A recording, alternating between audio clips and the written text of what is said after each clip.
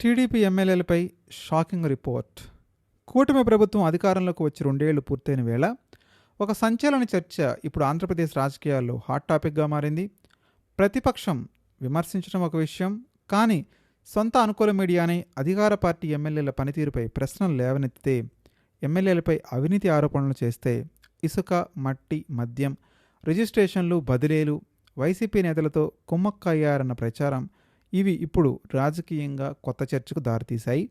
ఈ అంశాల వెనుకున్న రాజకీయ పరిణామాలేంటి? ఈ నివేదిక కూటమి ప్రభుత్వానికి హెచ్చరికేనా? ఇవాల్టి వీడియోలో పూర్తిగా తెలుసుకుందాం. వీడియోని చివరి వరకు చూడటానికి ప్రయత్నించండి. మర్చిపోకుండా లైక్ చేయండి, షేర్ చేయండి, సబ్స్క్రైబ్ చేయడానికి ప్రయత్నించండి. రాజకీయాల్లో ప్రత్యర్థులు విమర్శించడం సహజం, కానీ సొంత అనుకూల మీడియా నుంచి విమర్శలు వస్తే అది సాధారణ విషయం ఎంతమాత్రం కాదు.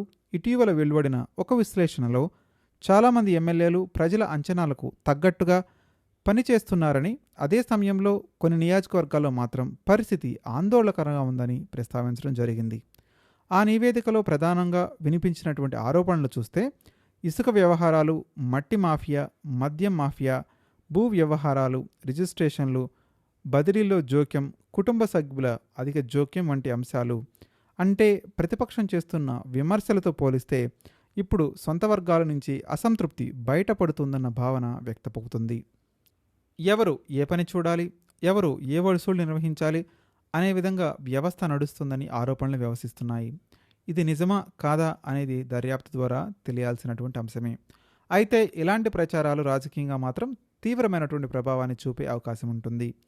ఒక ఎమ్మెల్యే వ్యాపారాలపై ఒత్తిడి తెస్తే చివరికి భారం ఎవరి మీద పడుతుంది? సామాన్యమైన ప్రజలపై కదా.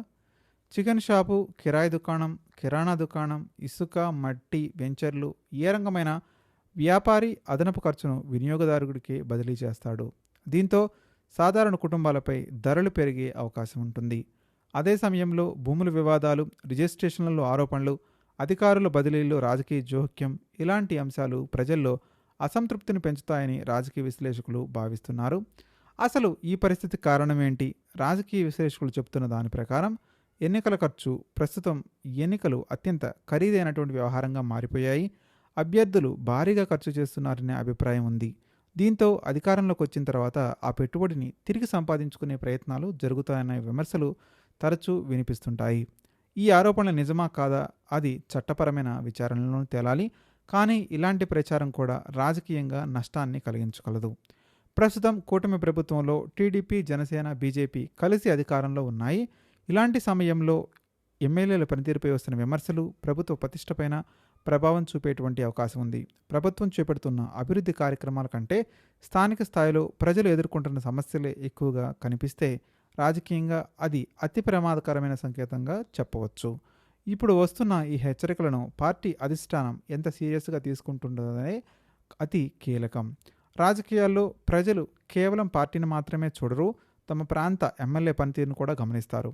అభివృద్ధి కనిపిస్తే ప్రజలు ఆదరిస్తారు, అసంతృప్తి పెరిగితే అదే ఎన్నికల్లో తీవ్రమైనటువంటి ప్రభావం చూపుతుంది.